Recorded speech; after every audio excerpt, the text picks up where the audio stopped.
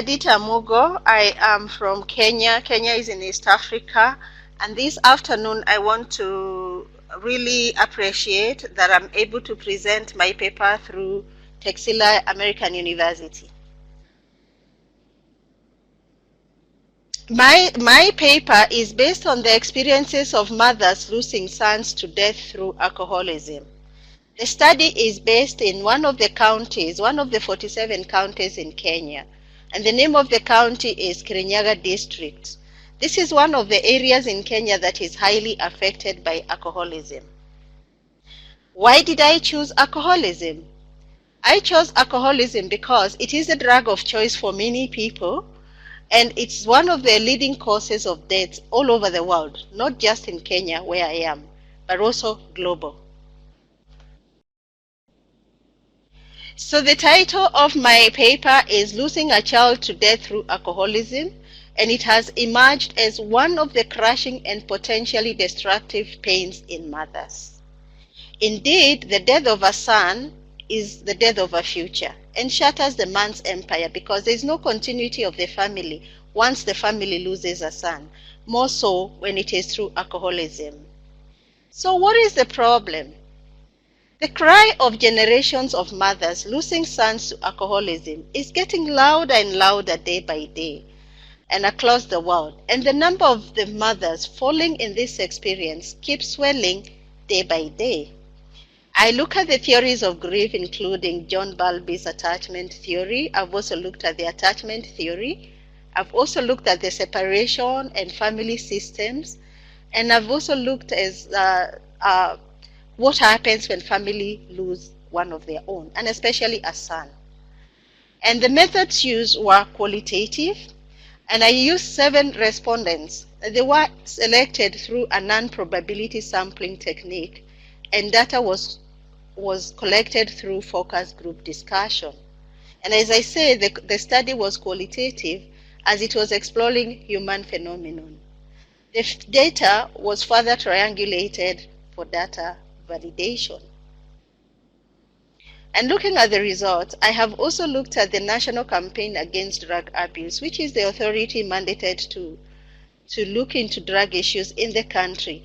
And a study done in 2010, it showed that Kirinyaga district, whereby I did this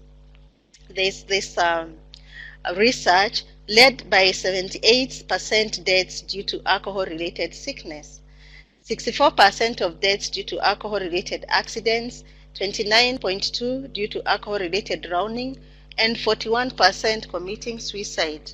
You will want to understand the cluster of the people that I was looking to, the mothers that have lost their sons. They were either through murder or accidents or they drowned. So when I look at it, it is obvious that mothers bear the brunt of these experiences. And where did I get my references? I looked at Hoffman, the book on drug and alcohol abuse, and the National Campaign Against Drug Abuse, which I've referred to, which was done in 2010. I've also looked at Kubler-Ross because of the issues of grief. And my conclusion is that these mothers need healing path, and they have already gone through the path of grieving. And their experiences can be used actually to emulate the lessons that they learned as a supporting system for the mothers that are losing the sons in future. And even though the loss of the sons may never get easier, it might be comforting to know that they are not alone on grieving their sons, but may not feel so alone if they gather with other mothers who are equally mourning their loss to their children, especially the sons. The result is also recommending that there be a non-group for the mothers, because you will all want to understand that in Kenya we do not have such support systems in the rural areas where the study was actually done. And I just want to mention as I end here that this study was done by me as a result of wanting to understand my mother that had lost our son in 2004 when the son was only 36 years. So by studying these mothers, I was able to understand what my mother has gone through.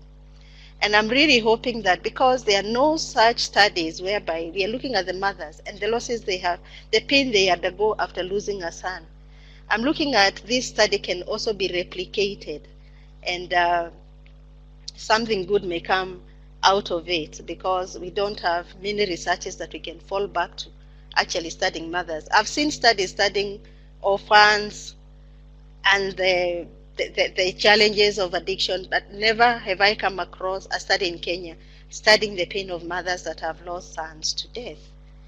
And with that, I thank you very much for allowing me time to present, and also for my audience in listening to me. Thank you very much.